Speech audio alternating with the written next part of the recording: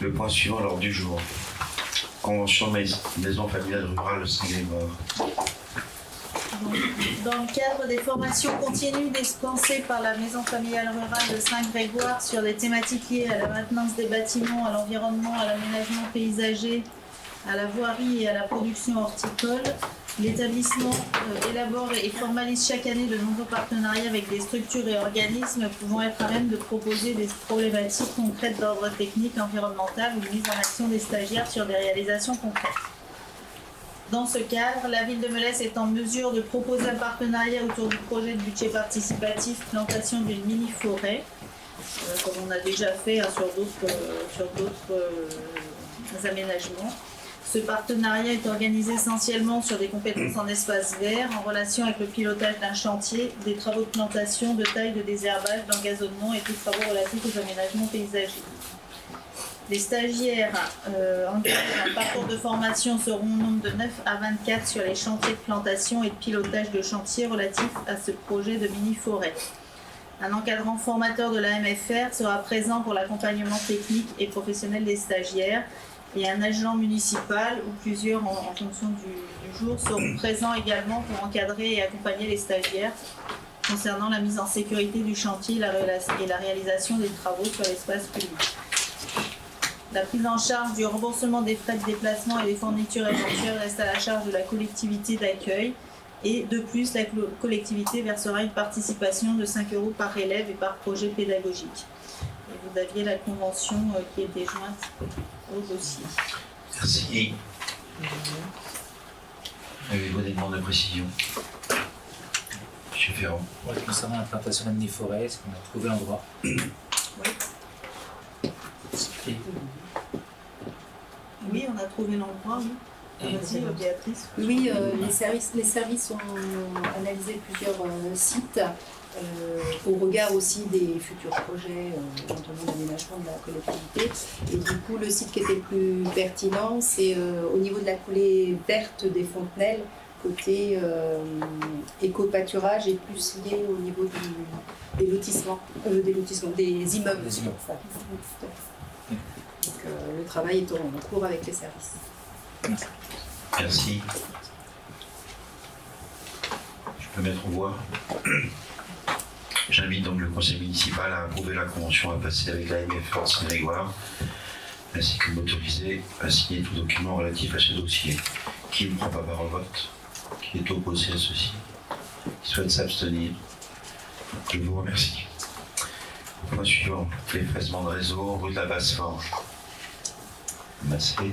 La collectivité a sollicité le SDE 35 pour la réalisation d'un effacement de réseau rue de la Basse-Forge, réalisé sous maîtrise d'ouvrage du SDE 35. Cette opération consiste à l'enfouissement coordonné du réseau d'électricité, des réseaux d'éclairage et de télécommunications et nécessite la signature d'une convention avec le SDE 35. Cette convention est relative aux engagements réciproques de la collectivité et du SDE 35 pour la réalisation de l'opération dont la référence est donnée ci-dessus. Elle précise les conditions d'organisation de la maîtrise d'ouvrage exercée en fixe et les termes techniques, administratifs et financiers.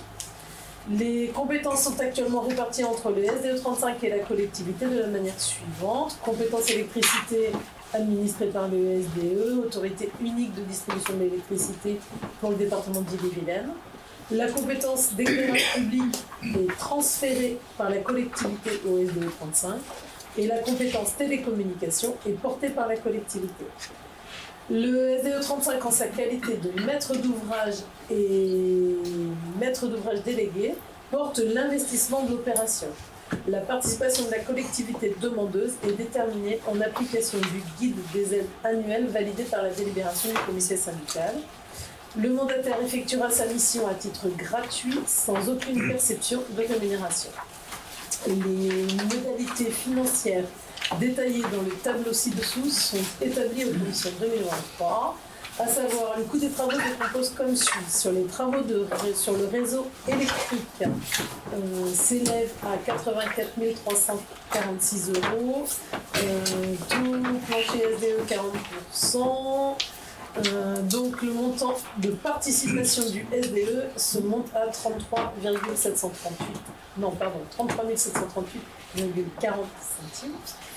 Et le montant du bénéficiaire à 50 607,60 €. Pour les travaux d'éclairage public, la base est de 35 594, pardon, le montant des travaux à 35 594,20 €. Le taux de prise en charge par le SDE à 20%, soit 7 118,84 €, qui reste un reste à charge pour la commune de 28 475,36 €. Sur la télécommunication, la totalité des travaux sont pris en charge par la commune, à savoir un montant de 22 650,91 €. Ce qui porte le montant total de l'effacement des réseaux à la charge de la commune à 101 733,87 €, qui est rappelé ci-dessous. Merci. Une demande de précision. Je nous convoque et j'invite le conseil municipal à approuver la convention du SD 35 relative à l'effacement de réseau sur rue de la Basse-Forge, ainsi que de m'autoriser à signer cette convention avec le SDE 35 pour ce chantier. Qui ne prend pas part au vote? Qui est opposé à ceci? Qui souhaite s'abstenir? Adopté, je vous en remercie. Le point 5. Un avenant numéro 2 au lot 5 de menuiserie extérieure du chantier de la salle multifonction. Dans le cadre des travaux de la salle multifonction, un avenant a été conclu pour le marché relatif aux travaux de la salle multifonction.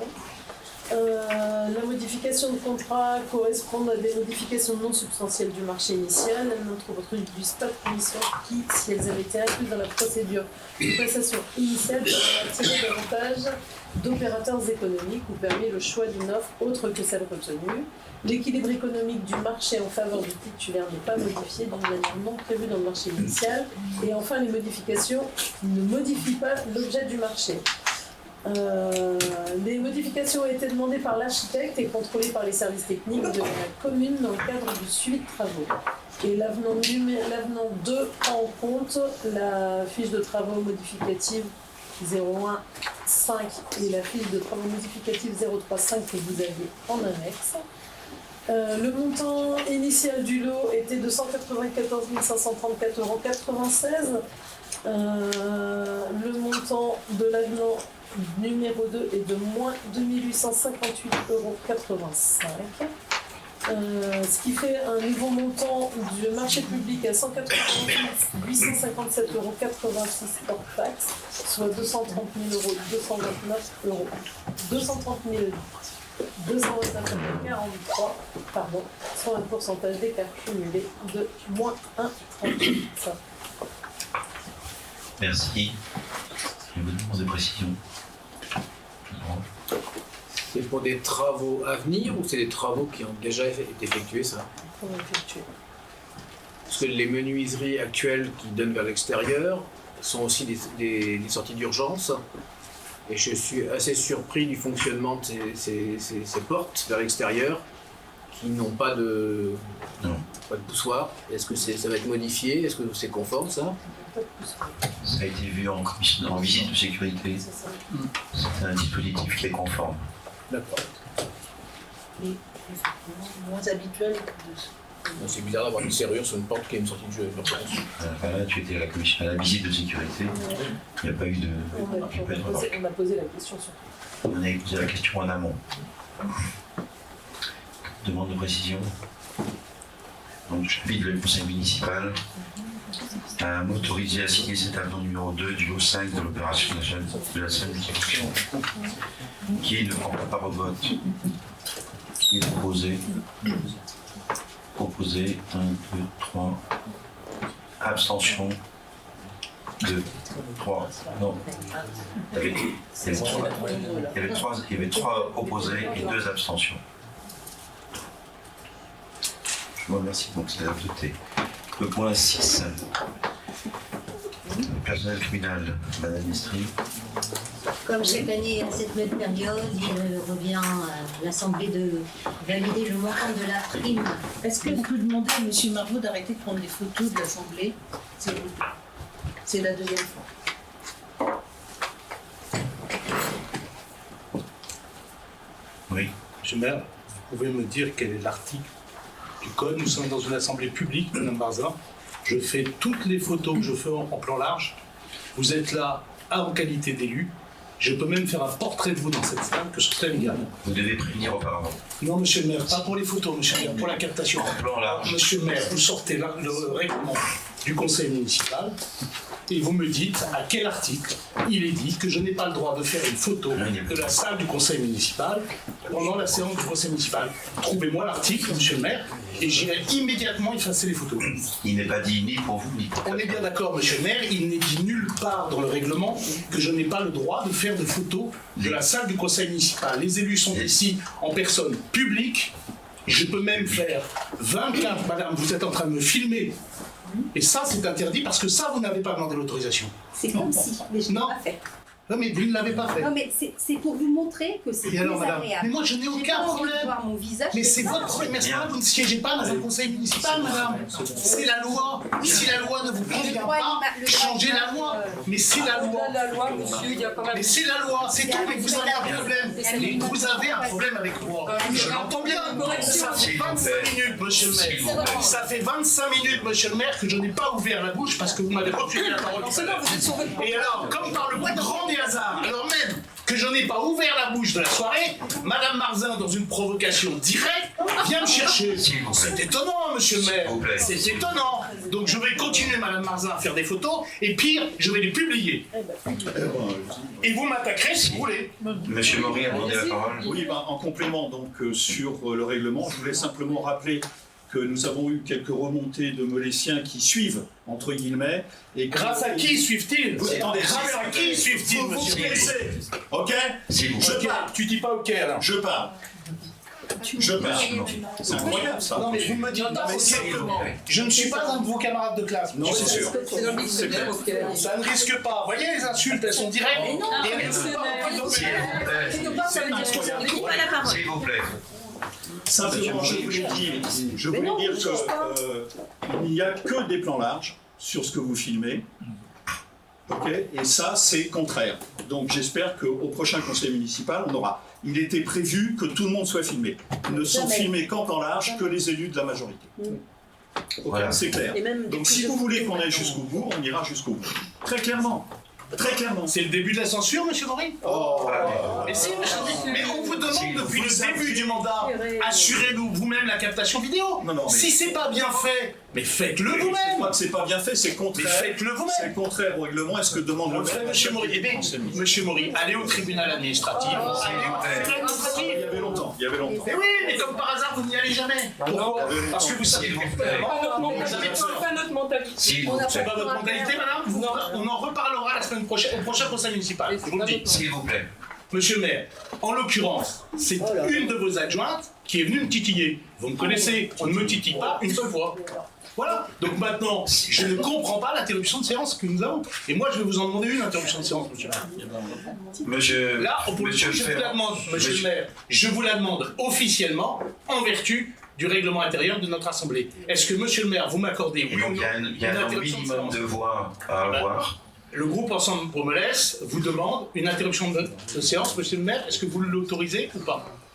Le règlement dit que. Bah, relisez-le, monsieur le Je maire. vais le relire, je vais le relire. Ça va, hein. Oh, ça va, madame. Ça va, hein. Oh, ça va. Ça va, arrêtez. Oh. S'il vous Allez, plaît. ici, ça vaut pas la peine. Oh là là. Mais c'est pas, ça vaut pas la peine, le ça va, je suis pas. Pardonnez-moi, madame, je me permettrai pas de vous dire ça S'il va vous comme plaît. ça. Monsieur Marmot. Article 14. Les conseillers prennent la parole après l'avoir demandé au maire.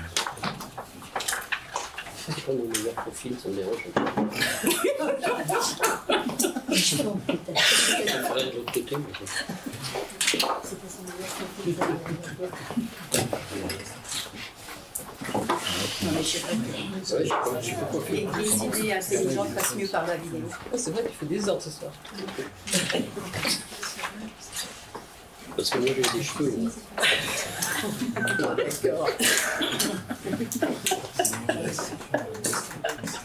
Le maire met aux voix toute demande de suspension de séance et maintenant de 4 membres du conseil au moins. Mettez la voix. Donc je mets aux voix. Pour les conseillers qui souhaitent cette interruption de séance sont 5. 5. Donc on poursuit. On est dit au point 6. Madame Mestri. Monsieur Ferrand. Je voulais expliquer que d'un point de vue technique, il était compliqué pour moi de pouvoir me déplacer pour faire un plan large vers nous, dans le sens où en plus il y a plus derrière nous. Non, mais je l'entends, M. Ferrand. Mais simplement, ma réaction est à la hauteur des remarques de M. Marvaux sur la réglementation.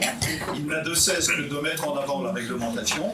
On vous rappelle que jusqu'à maintenant, on a été plutôt, le maire a été plutôt souple dans l'acceptation et qu'on sait pertinemment bien qu'il n'y a que des plans là et qu'il n'y a en aucun cas, comme ça a été demandé. C'est tout. Voilà. C'est clair. Je me permets de vous le rappeler, c'est tout, simplement. Je voudrais juste rappeler ce point, c'est qu'en plus, le rétroprojecteur est derrière vous. Donc en plus, ça permet effectivement au public qui regarde, quelle que soit son opinion, peu importe, on voit que c'est public, donc c'est pour tout le monde. Au moins, tout le monde peut voir ce qu'il y a d'affiché sur le compteur. Donc ça aussi, ça concourt effectivement à la transparence. Je poursuis. On poursuit, Madame Mestri, s'il vous plaît. Merci.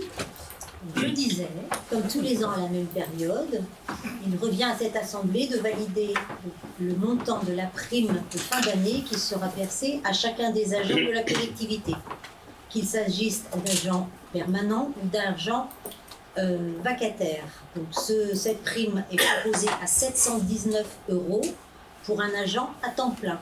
S'agissant d'agents à temps non complet ou à temps partiel, la prime sera proratisée en fonction de la durée de service. Merci. Je demande au conseil municipal de valider le versement du montant des primes de fin d'année, c'est le reste de 719 € pour un agent à temps complet et de m'autoriser à toute signature sur ce dossier.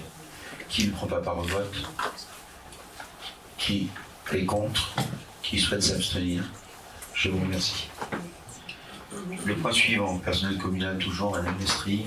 Il s'agit d'ouverture de poste au cadre d'emploi.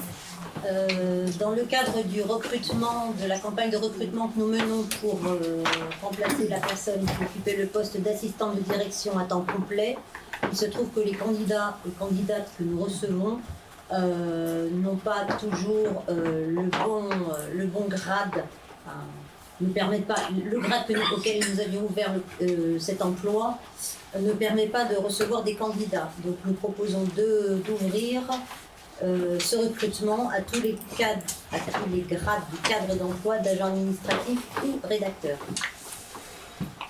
Merci. Je soumets à la validation du Conseil d'adopter cette proposition et de modifier le tableau des emplois à compter du 1er novembre. Qui ne prend pas part au vote? Qui oppose à cette disposition? Qui souhaite s'abstenir? Adopté, je vous remercie. Personnel communal, le point 8, Madame Mestri. Là, nous anticipons, dans le cadre d'un départ au 1er janvier 2024 d'un agent d'accueil à temps complet, nous proposons de modifier cet emploi afin d'en faciliter le recrutement. L'emploi pourra donc être pourvu par un fonctionnaire de catégorie C de la filière administrative sur l'ensemble des grades du cadre d'emploi des agents administratifs. En cas de recrutement infructueux de fonctionnaires, les fonctions pourront être exercées par un contractuel relevant de la catégorie C dans les conditions fixées à l'article L332-8, deuxième alinéa, ou L332-14 du Code général de la fonction publique. Cette personne devra justifier d'un diplôme de niveau 4 ou d'une expérience professionnelle dans le domaine concerné. La rémunération sera alors calculée par référence à la grille indiciaire du grade de recrutement et sera déterminée en prenant en compte notamment les fonctions occupées, la qualification requise pour l'exercice des missions, la qualification détenue par l'agent ainsi que son expérience professionnelle. Le poste bénéficiera du RUSEC défini pour le groupe G2 de la catégorie C. Le recrutement de l'agent contractuel ne pourra être connu qu'à l'issue d'une procédure prévue par les décrets 2019-1414 du 19 décembre 2019 et 88-145 du 15 février 1988. Ceci afin de garantir l'égal accès aux emplois publics. Merci. Je soumets cette validation au Conseil en vous invitant à adopter cette proposition et de modifier le tableau des emplois à compter du 1er novembre 2023. Qui ne prend pas part au vote? Qui est opposé à ceci? Qui souhaite s'abstenir? Adopté, et je vous en remercie. Le point 9. Le point 9 fait suite à la délibération que nous avions prise, vous vous en souvenez, le 29 mars dernier, lors de laquelle nous avions porté la candidature de la commune de Melesse à l'appel à concurrence réalisé par le centre de gestion d'Ille-et-Vilaine pour couvrir le risque prévoyance. À l'issue de la consultation menée donc par le centre de gestion, le centre de gestion a souscrit le 17 juillet dernier une convention de participation pour le risque prévoyance auprès de Territoria Mutuelle, qui est représentée par Alternative Courtage pour une durée de 6 ans. Cette convention prend effet le 1er janvier 2024 pour se terminer le 31 décembre 2029. Il est temps donc maintenant pour les collectivités qui ont émis ce souhait d'adhérer librement à cette convention à partir du 1er janvier prochain, et ce tout au long de la convention. On rappelle qu'il revient à chaque agent ensuite de décider d'adhérer par contrat individuel aux garanties auxquelles il souhaite souscrire. Le comité social territorial a été consulté sur cette question le 26 septembre dernier et a émis un avis favorable. Merci. Il faut des demandes de précision.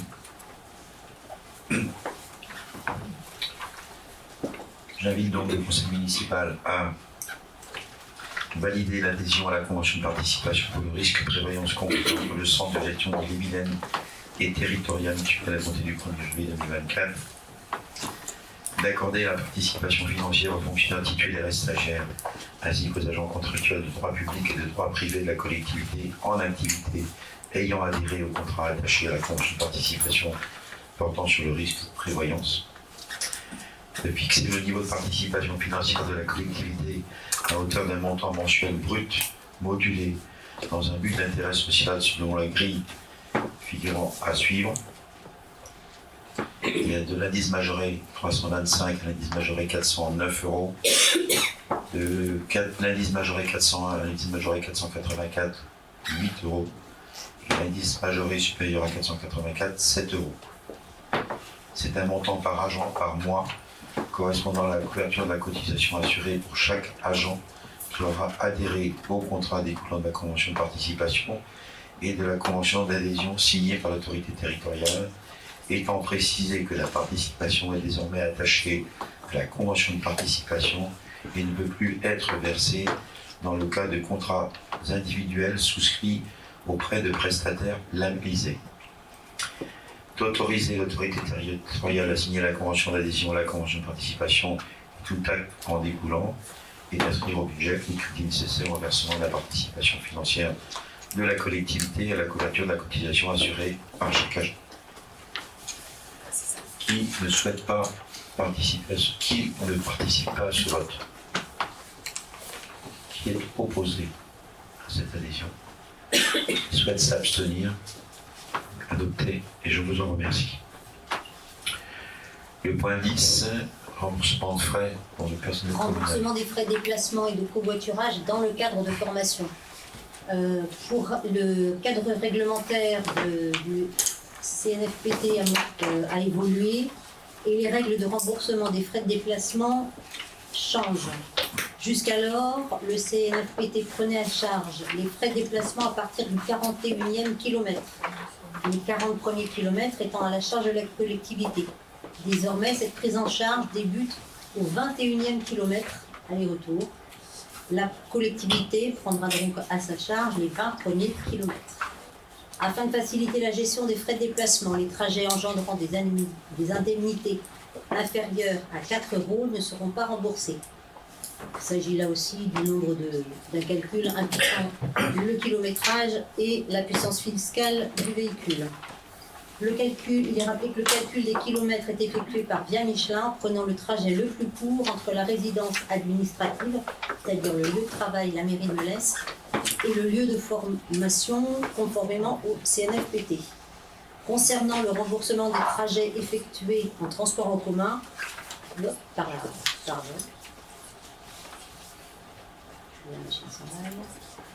concernant le remboursement des trajets effectués en transport en commun, le coût du transport est intégralement pris en charge sur présentation de justificatifs. Il s'agit de tickets de bus, de billets de train, que sais-je. Pour promouvoir le covoiturage et en référence à l'arrêté du 3 juillet 2006 fixant les taux des indemnités kilométriques prévus à l'article 10 du décret 2006-781 du 3 juillet 2006 fixant les conditions et les modalités de règlement des frais occasionnés par les déplacements temporaires des personnels de l'État, il est proposé de rembourser les frais de transport de la manière suivante.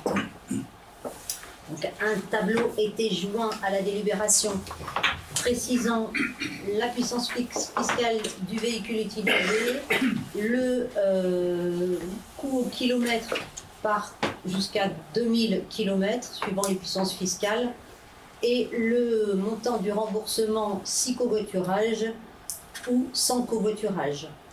Donc ça peut aller de la moins grande participation de 22 centimes pour un véhicule de 5 chevaux maximum sans covoiturage à 45 centimes si vous avez un véhicule d'une puissance fiscale au moins égale à 8 chevaux et que vous covoiturez.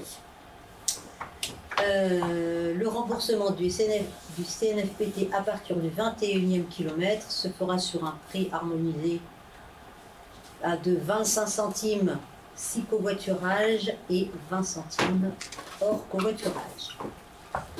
Merci. Je pense que c'est clair. J'invite donc le conseil municipal à valider cette proposition de remboursement des frais de déplacement et de m'autoriser à signer tout document relatif à cette question. Qui ne prend pas part à ce vote? Qui est opposé? Qui souhaite s'abstenir? Adopté, et je vous en remercie. À suivre l'information sur des décisions diverses et l'agenda d'année. Pardon. Madame Marza. Sur l'agenda, il y a une coquille quant à l'horaire pour l'accueil des nouveaux Novétiens, pour lequel vous avez reçu une invitation par mail. C'est pas 10h, c'est 11h. Juste pour prendre merci. Merci. Du coup, pensant qu'on me laisse m'adresser à un certain nombre de questions.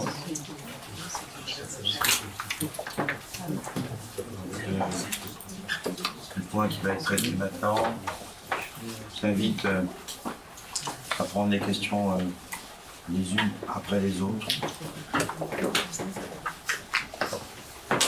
Merci, monsieur le maire. Je vais commencer la première question. En 4 mois, donc, nous avons eu 2 conseils municipaux. Nous avons pris connaissance de 4 rapports et voté en tout 17 délibérations. Sur ces 17 délibérations, 4 étaient de simple aménagement de crédit, 6 concernaient le personnel communal, 3 étaient des signatures de convention et 1 proposait une étude. En 4 mois, donc vous avez investi 100 000 € à comparer au budget d'investissement qui est de 7,9 millions. Pensez-vous, monsieur le maire, que ce manque d'investissement prépare notre commune aux enjeux de demain? Voilà pour la première question. Allez, on va répondre aux questions les unes après les autres. Sur cette première question, dans votre rédaction en 4 mois, 2 conseillers municipaux, vous avez oublié de préciser que c'est sur la période d'été.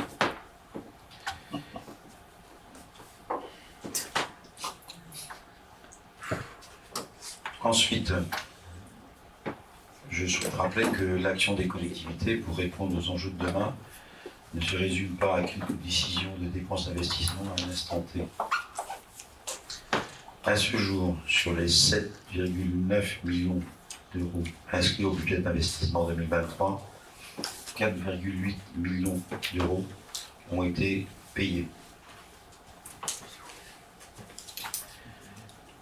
Et comme ça ne se résume pas à quelques questions telles que vous la posez, je rappelle simplement que pour préparer l'avenir de Monesse et répondre aux enjeux de demain, un travail important a été mené dans le cadre de l'étude prospective du contrat d'objectifs de développement durable, dont les orientations ont été présentées à l'été. En complément, dans le cadre de Petite Ville de demain, l'étude de renouvellement urbain sur le secteur Rouge-Côte et rue de Saint-Germain ont également été réalisées. Les orientations issues de ces études, menées de manière participative, vont permettre de prioriser et de planifier sur le moyen et long terme les investissements de demain, mais aussi d'être en capacité de fixer le cadre nécessaire à toute opportunité d'investissement de tiers. Voilà pour la première question. La deuxième question. C'est moi qui vais la poser, M. le maire. Juste sur la première partie, vous avez oublié de faire le distinguo entre payé et engagé. Le chiffre engagé, vous ne l'avez pas cité, j'imagine qu'il y a une raison pour ne pas l'avoir fait. La deuxième question, le 2 octobre 2023, le président de la République a annoncé la création de 238 nouvelles brigades de gendarmerie sur le territoire métropolitain, dont 4 en Ille-et-Vilaine. Pouvez-vous nous dire si la ville de Melesse, ou le cas échéant, le Val-d'Ille-et-Villiers, s'était porté candidat?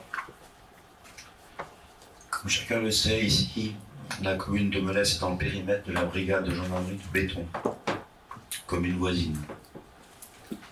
La brigade de Béton assure pleinement ses missions sur son territoire, dont sur la commune de Melesse. Il n'y a donc pas eu de candidature de la commune pour la création d'une nouvelle brigade de gendarmerie juste à proximité de celle qui existe. La troisième question. Nous avons appris, Monsieur le maire, l'agression la semaine dernière d'une jeune femme devant l'immeuble Iris, juste en face de la salle polyvalente. L'horaire est plutôt vers 18h30, si les rapports sont exacts. Sur ce même parking, une voiture a été vandalisée les jours précédents. Et Melesse connaît aujourd'hui une augmentation spectaculaire des cambriolages. Le chiffre est de plus de 38%, selon les rapports de gendarmerie. C'est le chiffre officiel, je ne sais pas qui ça fait sourire, c'est juste le chiffre officiel. Plus 38% sur Melesse l'année dernière. De nombreux Mélessiens s'inquiètent de cette hausse de la délinquance, comme jamais notre commune n'en a connu. Pouvez-vous nous dire les mesures que vous comptez prendre pour assurer la sécurité de nos concitoyens?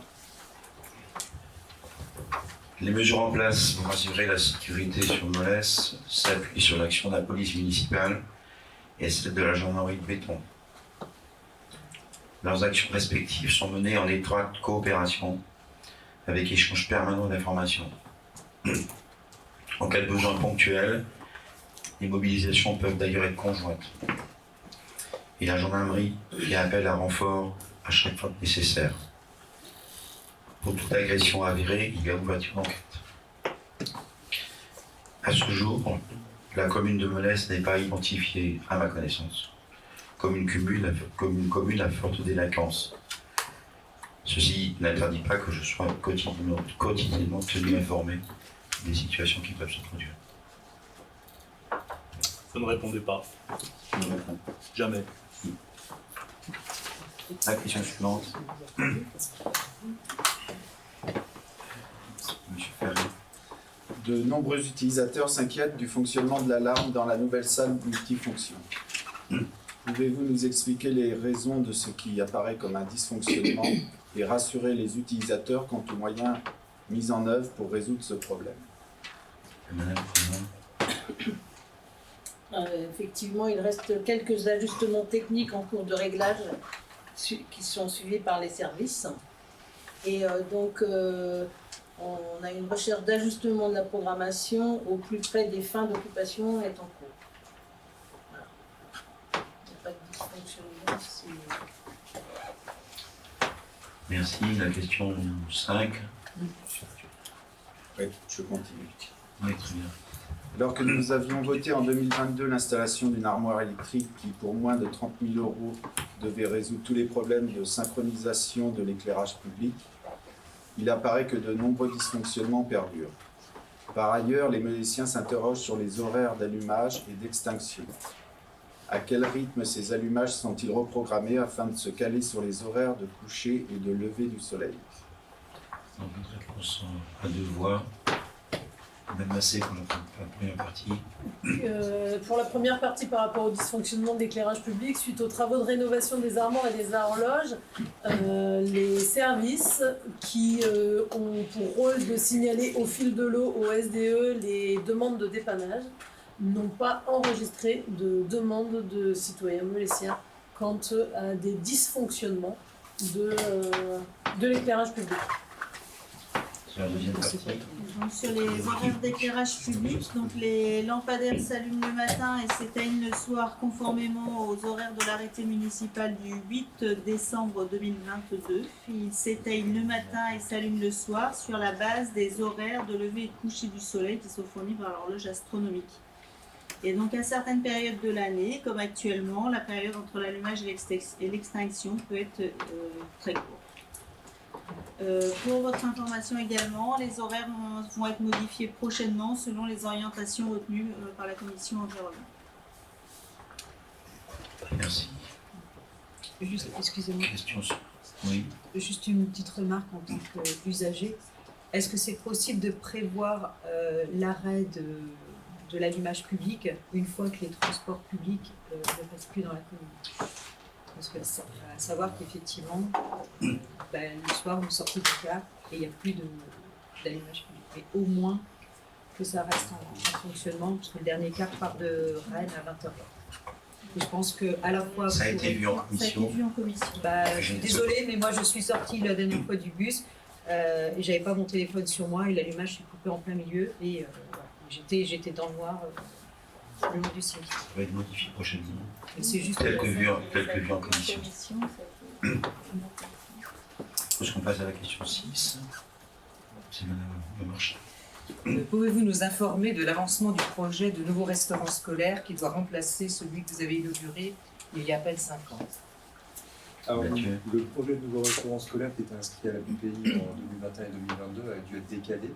Alors, il ne s'agit en aucun cas d'un remplacement de l'actuel restaurant scolaire qui est près des écoles publiques. En revanche, à ce jour, la priorité c'est de construire une nouvelle cuisine centrale et dont l'étude est lancée. Merci. Question 7. Nous n'avons toujours pas reçu le compte rendu de la dernière réunion du comité de pilotage des travaux de la station d'épuration, initialement prévu le 27 juin, s'est déroulé le 18 juillet et que nous avons demandé lors du précédent conseil. Nous n'avons pas reçu non plus le rapport de la commission sécurité relatif à l'ouverture de la nouvelle salle multifonction. Allons-nous recevoir ce document?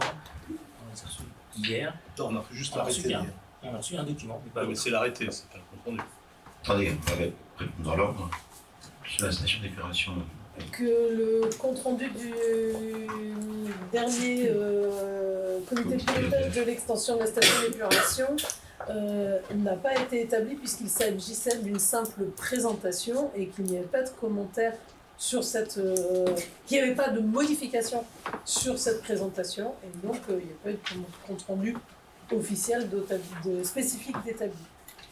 Il y avait une présentation. Est-ce qu'on peut avoir au moins la présentation qui était faite? La présentation pouvait Tout à fait.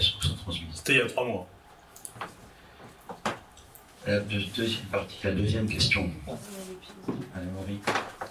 Les éléments consignés dans le rapport de la commission de sécurité ont été repris en totalité dans l'arrêté d'autorisation d'ouverture de la salle multifonction signé par le maire et qui a été diffusé à l'ensemble des conseillers municipaux. Tout récemment, je reconnais. Pourquoi ne pas avoir diffusé le rapport? L'ensemble des remarques sont systématiquement... On n'a pas fait un cas particulier pour la salle multifonction municipale, communale. L'ensemble des remarques, quel que soit l'établissement, sont systématiquement reprises. L'ensemble des remarques formulées à la commission de sécurité suite à la visite de sécurité sont systématiquement reprises.